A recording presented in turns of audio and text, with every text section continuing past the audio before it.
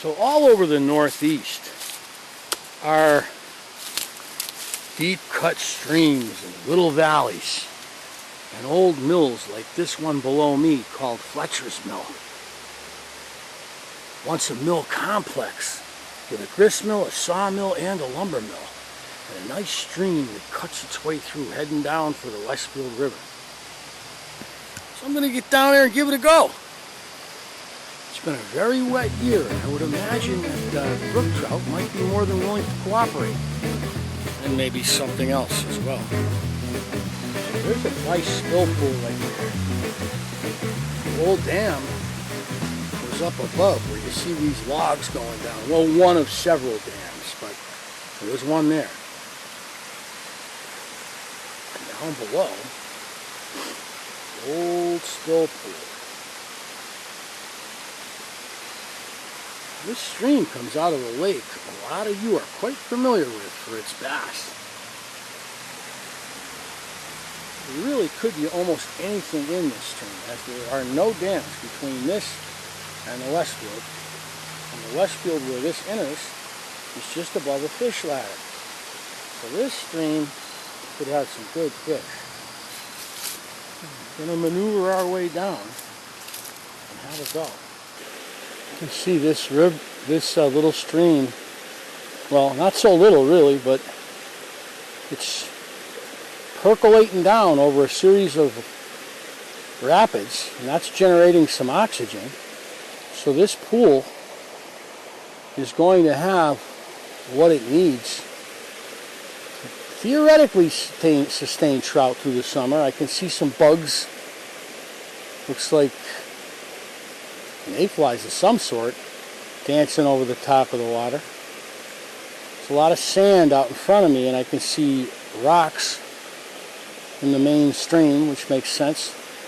This is all sandstone here as the Berkshire Hills gives way to the sedimentary rock of the Pioneer Valley. I just did a little flip with that little number 14, or is it a 16, humpy wolf. It's kind of hard to cast here, but I should be down a little further. There's definitely tea-stained water here, which I like. I feel like the fish, at least trout, are a little bit more susceptible in the tea stain, like our friend the Farmington River, right? That's all tea-stained water.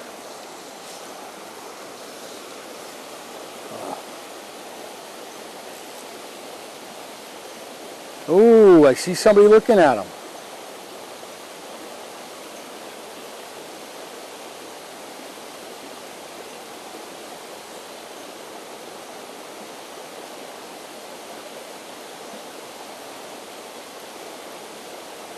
There might be a decent sized fish in here.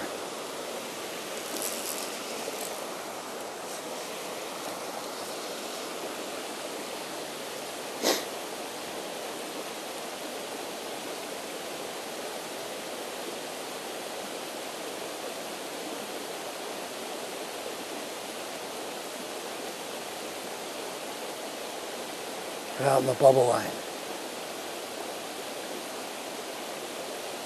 So this mill was abandoned in the late 20s, I think just before the stock market crash. And then it was started up again. And ultimately, the last nail in its coffin was the famous 1955 flood, when this entire gorge that I'm standing in was absolutely full of water. 27 inches of rain in Southwick, where we are, in 24 hours. Can you imagine that? Water's cool. I'm in it, doing a little wading. I feel like breaking out the hip boots yet. I just said I'm going to wade.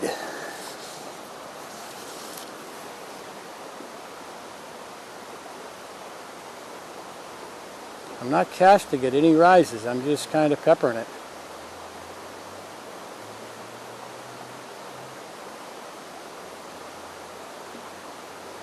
Ooh, look at the size of that guy. A dragonfly? I don't think so.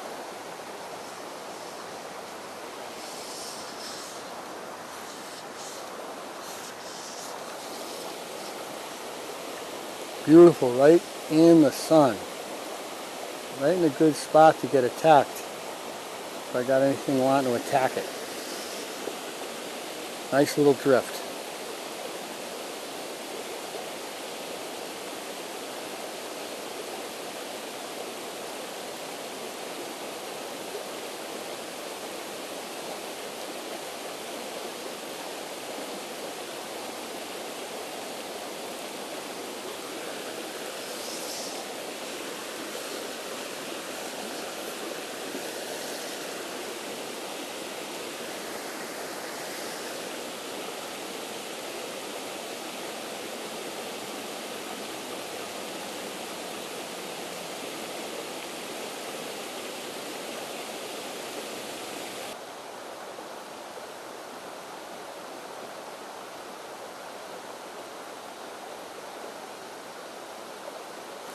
No, missed one.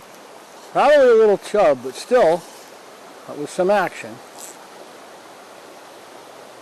Could have been a little brookie. You got to get the reaction time going for these guys. Oh, he hits it again. Well, we know there's some friends over there. At this point, I'm going to rest the dry fly for a minute. I'm going to try strolling up there and doing a little bit of the Euro nymphing with the small Euro nymph pole. Now, these are bigger nymphs, so I'm going to simply slap it up into the current and let it dance through the current here. Let them get down. There we go. I missed one already. Oh, yes. There we go. Mr. Brook Trout. Just what we were looking for. Is it, Mr. Brookie? Oh, is it? Yes. Look at this guy. Oh, he gets off. He gets off at the edge, but that's okay. I'm excited. Mr. Brookie. He was supposed to be there, and he was there. Oh, yeah. Fabulous hook. You're going to lose him. And I didn't get to touch him and hurt him. That's even better. This is a good little 5-incher.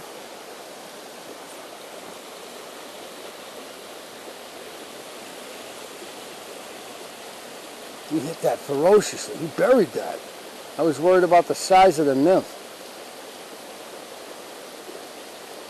I guess you should only worry about nymph sizes when you're fishing for 20-inch browns.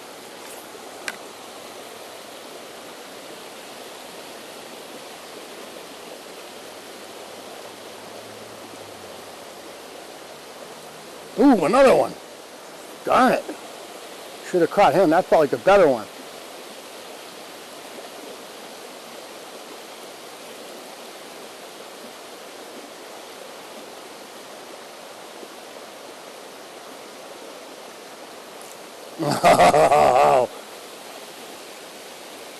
Oh, that one was swimming with it like a dope. I missed that one. He had that and he was swimming with it.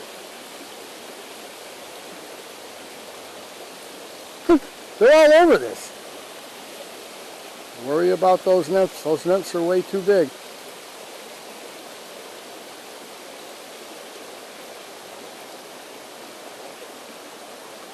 I wonder if it's the same one. Rookie's being dumb. We'll hit again and again and again.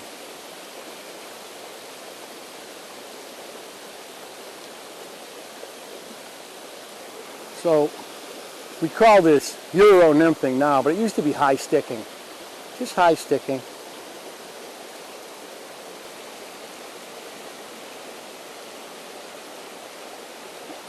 Now watch that indicator, that light pink indicator as it goes into the water.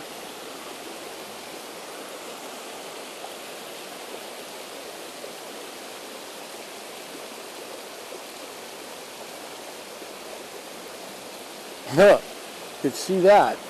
One gave it a belt.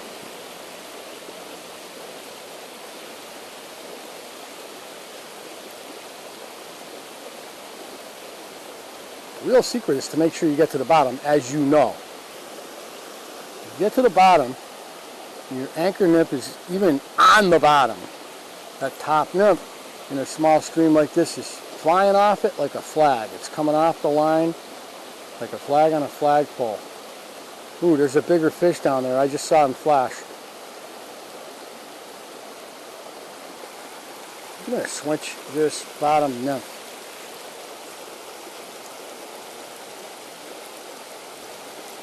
No, I'm not.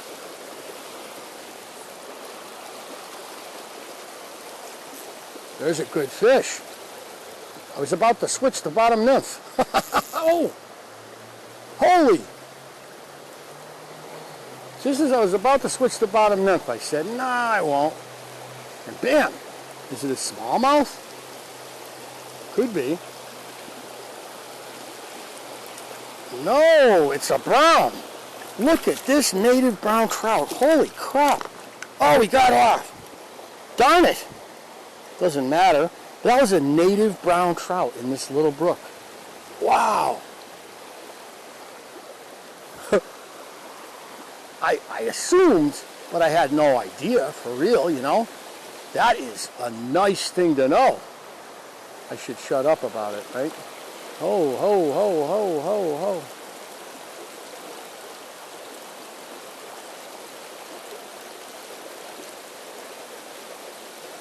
That other one was clearly a brookie. I saw them all colored up. But that one right there was a beautiful little brown.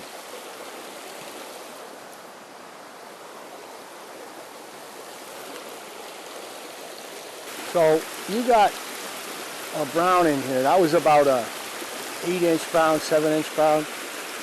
That is good to know. Boy, oh boy, I did not know. I mean, I know they're up above, of course.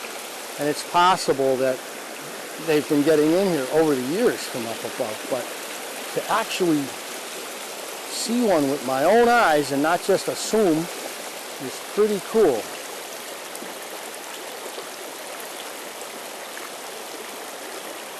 He was right where he should have been in all that oxygenated water, just like here.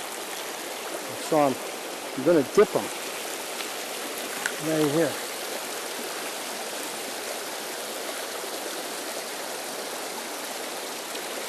Really not a lot of room here. I'm going to go downstream. I could go up by the old mill.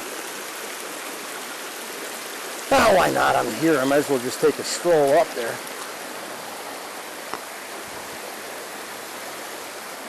And along the way, hit a couple spots where I can actually get a little bit of a drift.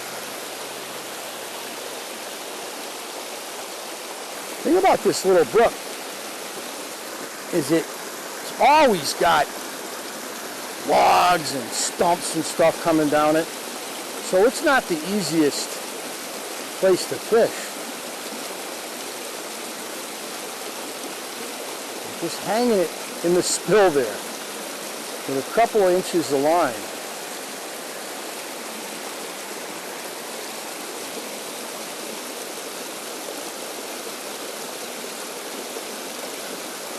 So this was excavated when they built Fletcher's mill. Well, or rebuilt Fletcher's mill, or added on to Fletcher's mill. This is the sluiceway where the water wheel was. There were a couple of them. This was one heck of a mill, operating for more than 100 years. Oh, there he is! Look at him! What do I got? A chub. Nice. He hit the top fly. Yes. So working my way up toward Fletcher's mill above, you can see it. See the concrete right here, the concrete footing, showing you that this mill was operated into the 20th century. But look at this sandstone sluiceway right here from an earlier iteration of the factory. I mean, this thing's just falling down as we speak. You can see the potholes that were, in some cases, drilled into this sandstone as footings.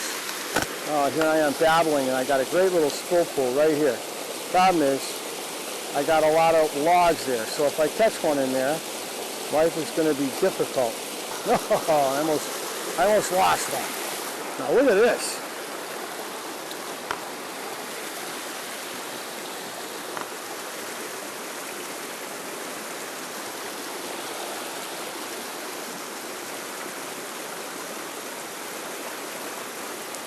Crazy, but you never know.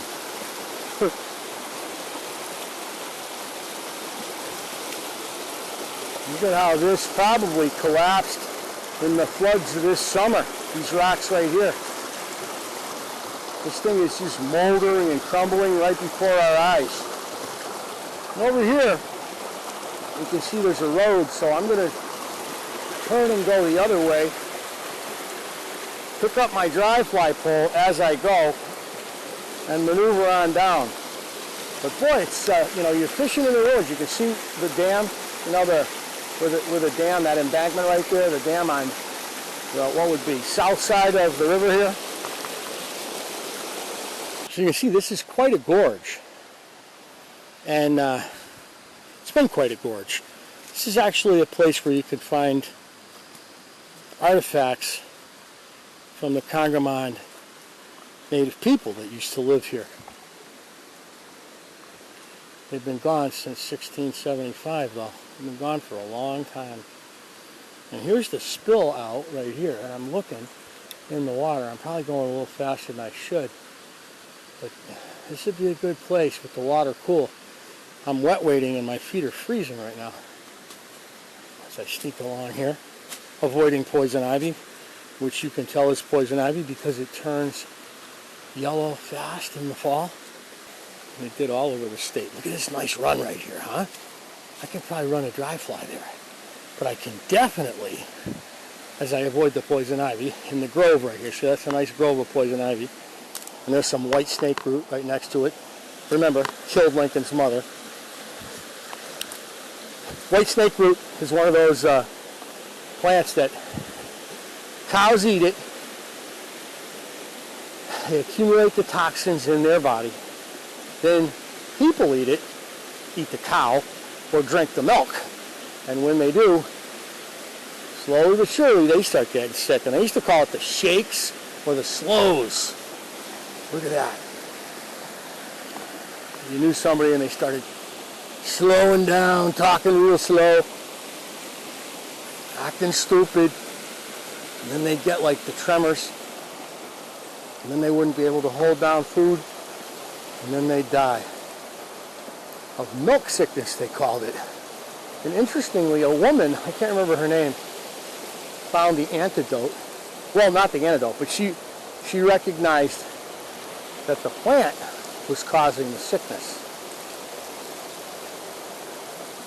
And in this little area in, I think it was Indiana, people avoided white snake root. They made sure it didn't grow anywhere near where they had their cattle. And they didn't get the milk sickness. Whereas everybody else continued. Even though she told people, she was just a woman, right? They didn't listen to her. Ooh. Fired over here. Look at that. It's deep water right there. A hero. It's like 2 feet wide, but it's fairly deep water.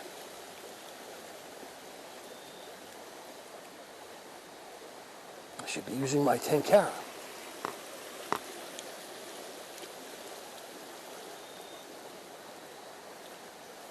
Oh, that might have been somebody.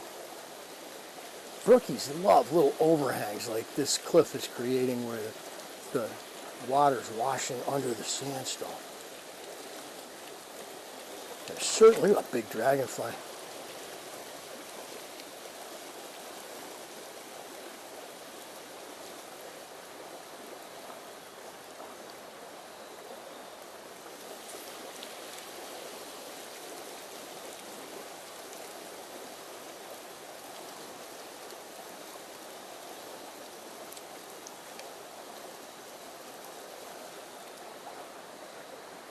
Whoa! There's a fishing pole right there in the water. It's crazy. Wonder why.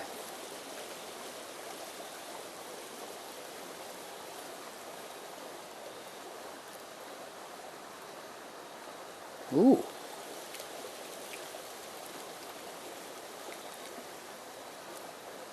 I'm like, that's going to be a good looking spot. I'll cast over there by the fishing pole. There we go. Oh, I just missed him. Oh my God. That's where you would think one would be, right? Where it's entering the pool, and that was a nice brookie.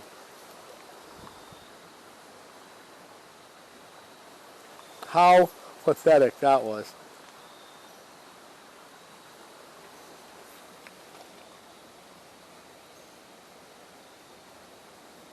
There's somebody's Zebco pole floating in the water. And I just missed a fish right next to the fishing pole. That would have been so funny. Always fish when you see a fishing pole in the water.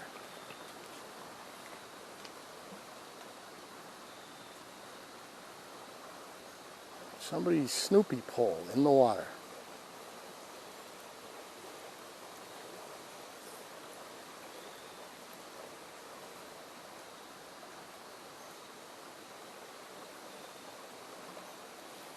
Well, I might as well move it because I don't want to leave some poor kid's pole in the water. But I don't find a kid attached to it. That would suck. Don't need that kind of excitement. It's a pole sitting here with line out. I hope nobody's fishing, like trout lining. Oh no! Oh no! It broke when I grabbed it. Oh no! There's a bobber right here, and of course, it's loaded up with that rope they use now. The kind of rope that animals get caught up in, and you know, just lame. Wonder what happened there. A slingshot. I'll probably bring that and give it to some kid at school. But I don't think I will, because it belongs to somebody and they left it here, and whoops, I just smashed the pole on them.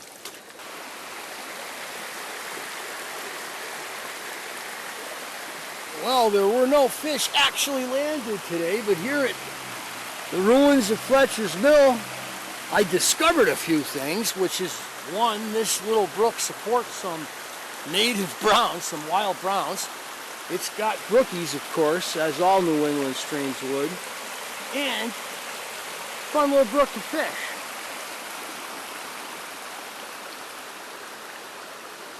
And a historic place. If you're thinking about New England past, when the rivers were worked for their power, now we work them for fish. Or go on trash.